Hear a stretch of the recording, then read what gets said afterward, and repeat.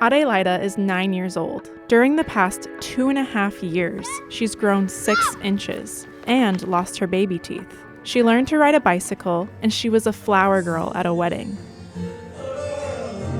Her mother, Maria, has watched all of these life moments through a cell phone.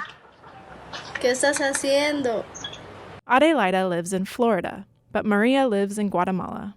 They were among the first migrant families separated by the Trump administration on July 31st, 2017, long before the government acknowledged it was separating parents and children at the U.S.-Mexico border. In March 2017, a few months before Maria and her daughter's separation, then White House Chief of Staff John Kelly was questioned about the idea of separating families. Our Department of Homeland Security personnel going to separate the children from their moms and dads? I am considering exactly that. They will be well cared for as we deal with their parents.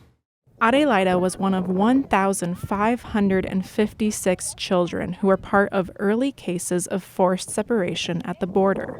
This group is known as the expanded class.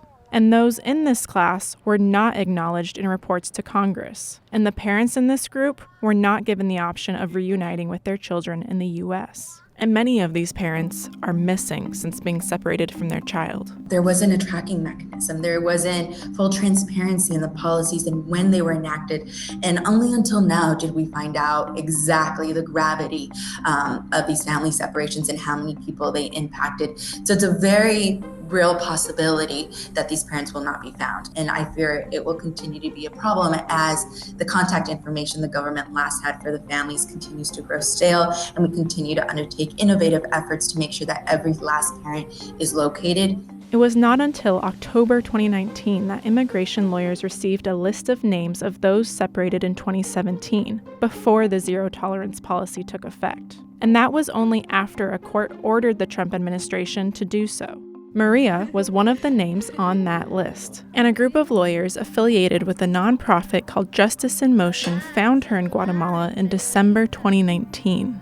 El duelo que ella está viviendo por la separación de su hija y el fuerte deseo de estar con ella. Entonces, todo ese estrés, aunado a lo emocional, lo psicológico, pues ella no está viviendo su vida a plenitud, no está teniendo una vida normal, sino que está a la espera también de que algo más pueda pasar. Yo me parece que ella no se siente segura.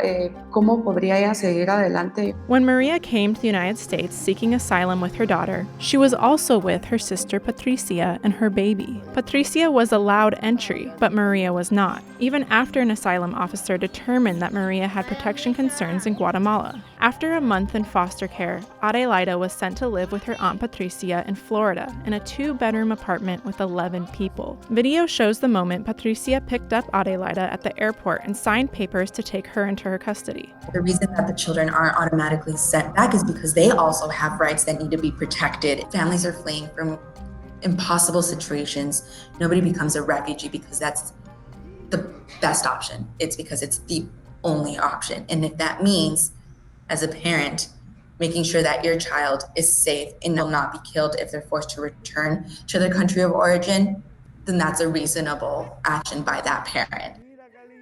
After school at 3:15 p.m. in Fort Myers, Adelaida catches up with her mother via video call on WhatsApp.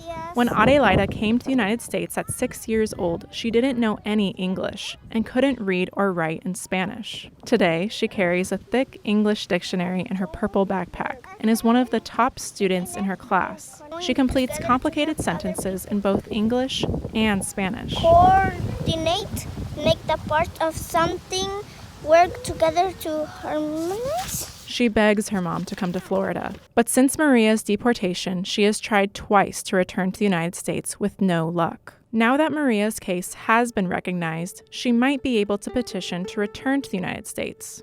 I went with Maria in December in Guatemala City. And she is a case, we believe, was wrongly separated from her child, as so many were, and should be able to have the opportunity to reunify. As she's an expanded class member, there's no sort of specific pathway for a family like that necessarily to return. This is the worst kind of trauma. It's losing a child for folks. And many of the parents that we contact, they're in contact with their children now, but have maybe lost that expectation that they're necessarily ever going to see the child again or see the child again until they're grown up. Maria is currently not receiving any representation from a lawyer or any organization. So for now, she continues to watch her child grow up through a screen.